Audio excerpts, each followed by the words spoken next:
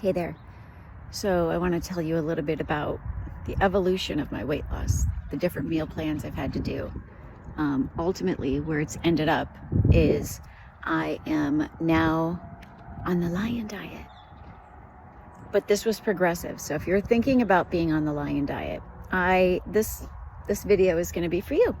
So when I started out on my weight loss journey in my 40s, I was doing ketogenic because cheese, cream cheese, you name it, milk, wanted all of it.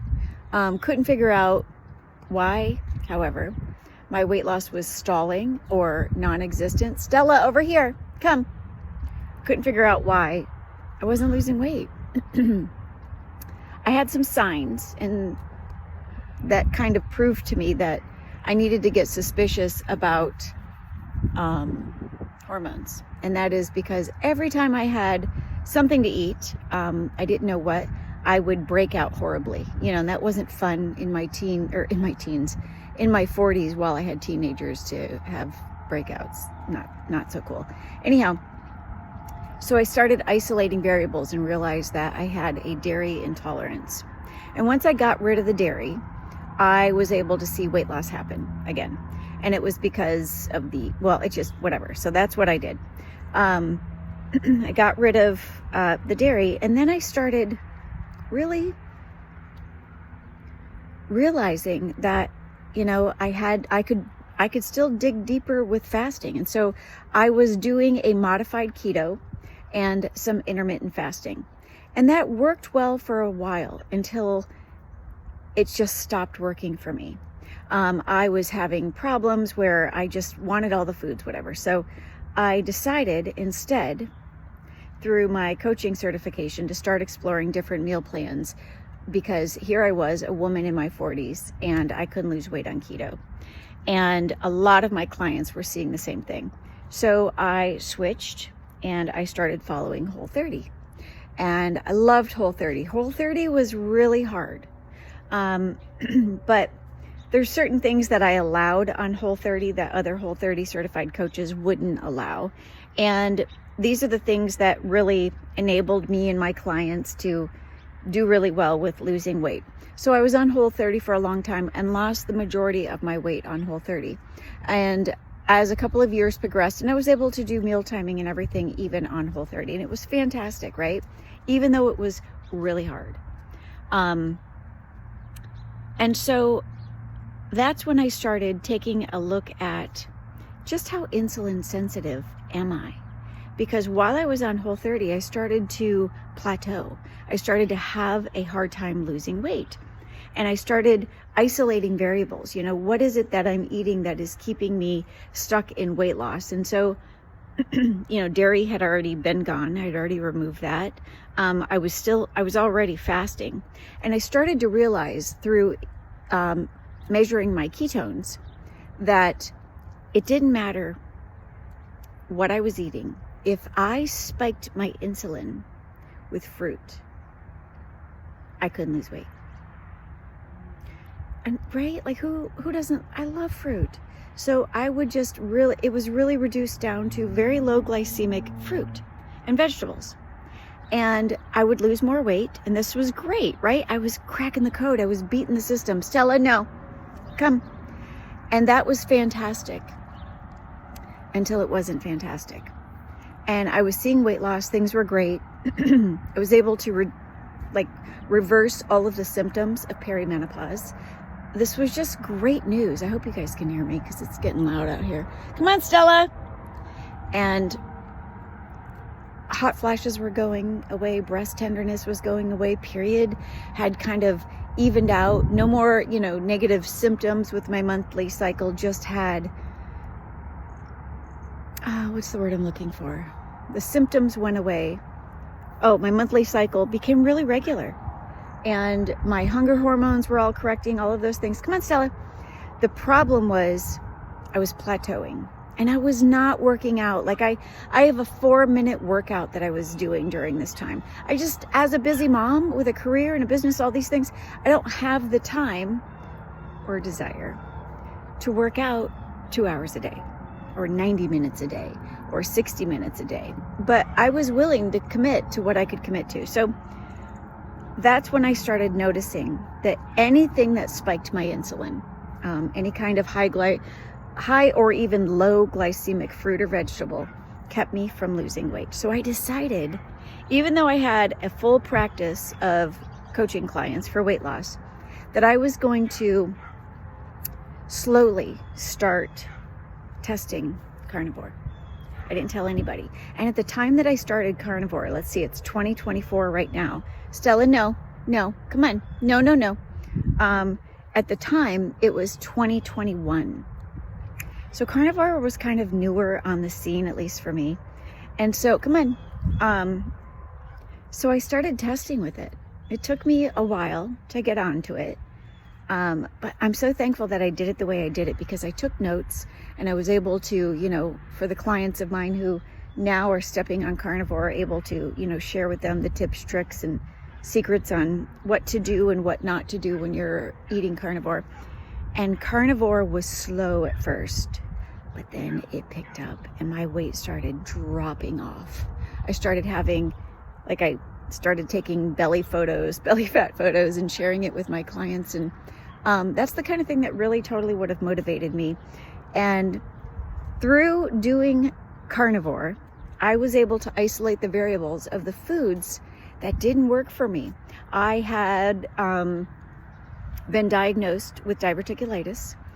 And so with keto and Whole30, I was really able to get the diverticulitis under control. And then while I was on carnivore, I started having some pain again. And I'm like, how am I having pain? And I realized there were some more food sensitivities. I couldn't do well. I would have pain if I were eating eggs. And so I took out eggs. And I was doing, isolating variables, removing things, eliminating things one at a time so that it could be controlled. And so I removed eggs. And after I removed eggs, slowly I realized I am having the same kind of pain when I eat chicken. So I removed chicken and the pain all went away. And there I was, because I don't eat seafood, there I was left with realizing, oh my goodness, I'm really only eating beef. On occasion, I will have pepperoni. I make little pepperoni chips and it's my little pizza. So on occasion I would have pepperoni, but I was really only eating beef. And so for the last 2 years now, I have been on the Lion diet because I'm just eating beef and salt. You might say, Sherry, what does that mean? What does that look like? It literally looks like I have hamburgers all the time. I have steak all the time. Sometimes I'll make beef stew, which is really just beef tips in the Instapot. It's not any fancier than that. If I get a little bit wild and crazy, so you get what I'm saying. That's the Lion diet. That's pretty much what I do. If ever I want something because I am bored, which very rarely, it just doesn't even happen anymore, that I'm bored with my food because I see it differently. It's sustenance to me. It's no longer, food has lost its grip on me. Now I see the value in what it gives instead of allowing the food, instead of valuing what it takes, because I like the flavor, because I like food. So I've now been on the Lion diet for a couple of years and it has changed my life. It has changed my life. And now that, I'm 52, stepping into menopause, and I'm here to say, I know that the symptoms of menopause for me are significantly reduced because of how I eat. So if you're approaching menopause, if you're in perimenopause, I highly recommend starting with keto, easing onto carnivore, and then slowly, if you're so inclined, stepping into the Lion diet. For me, it was just a no-brainer. I have found, though, that there's only so far your food can take you when we're talking hormones. And so currently, behind the scenes, I'm evaluating hormone replacement therapy. I'm not at all opposed to that, especially because if it were hot flashes alone or night sweats alone, I would be okay with the symptoms of menopause. I have no other symptoms. I don't get angry. I'm not having any whatever. The sleep disruption for me is a non-negotiable. What was I saying though? The lion diet. Oh, one of the most amazing side effects of being on the lion diet is spiritual discernment. It's being able to discern the voice of God. It's been profound. I mean, I was very discerning when I was keto, when I was Whole30, and that's because I was in the Word of God every single day. When I was fasting, wow, yeah, like a lot of my clients talk all the time about, fasting and how that's just profound spiritually. And it is. Obviously, it's God's perfect design, right? But on the lion diet, it's completely different because I'm not spiking my insulin at all. Like, I don't care about food anymore. And I know that sounds crazy.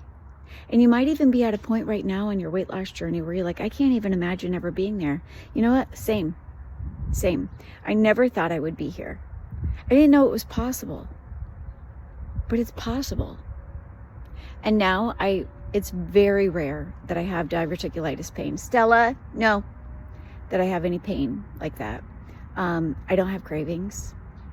I just don't. Like, I enjoy the smell of food. Stella, come. If my kids are making cookies, like today, I have to make a birthday cake for my mom for her 70th birthday. I'm not worried about it. I used to be like, oh, am I going to lick the frosting? Because I would incessantly, right? I don't care. I don't even know the last time. It's probably been 8 years since I've had cake. It's probably been 5 years since I've had a cookie. Stella, now to me a cookie, well, cookies used to be sausage patties. I used to, if I would have sausage patties, I would call them cookies. But I don't eat a lot of pork anymore. I don't eat any seafood. It's really just beef and salt, right? I have a few women in my coaching program. I don't tell the women in my coaching program, oh, you have to become carnivore. But a lot of them, seeing my journey, decide for themselves, right? To go on carnivore, because they just get sick and tired of being sick and tired. They get sick of having food master them. So if I had it to do all over again, Stella, no, I would go right from keto straight into carnivore, straight into the lion diet. If carnivore, became a thing, like it became a problem, or you were plateauing, or if you were like me, you were having ancillary pain in another area and you began to remove the contributing variables, like in my case, chicken. And now I have to be very careful. Like I mentioned, on occasion, I can have some Sugardale pepperoni and I make pepperoni chips out of them. But I have to be very careful because the oils in that mess with my brain a little bit. And I don't know. I mean, maybe I've turned around like some early onset dementia or whatever. I don't even know. But the oils still really affect me. And I know that in the beginning, even when I was on Whole30, Stella, come. If I would go to a restaurant, I remember one time ordering green beans and they brought it and it was in some kind of oil. And I was like, oh, I'll probably be okay. No, it was like sunflower oil. It was something bad. And I didn't have access to words for a couple of days because the oil just completely affected my mind that way. So if you've been thinking about carnivore, or you've been thinking about the lion diet, or if you have questions, post them below, right? If you have questions about Whole30, if you have questions about keto or pushing through a plateau or fasting, all of these things were a part of my weight loss journey. If I had it to do all over again, I would do a month of keto, followed by a slow step into carnivore. Slow step into carnivore. And I say slow because it's an impact on your digestive tract. It affects you mentally. You have food stories.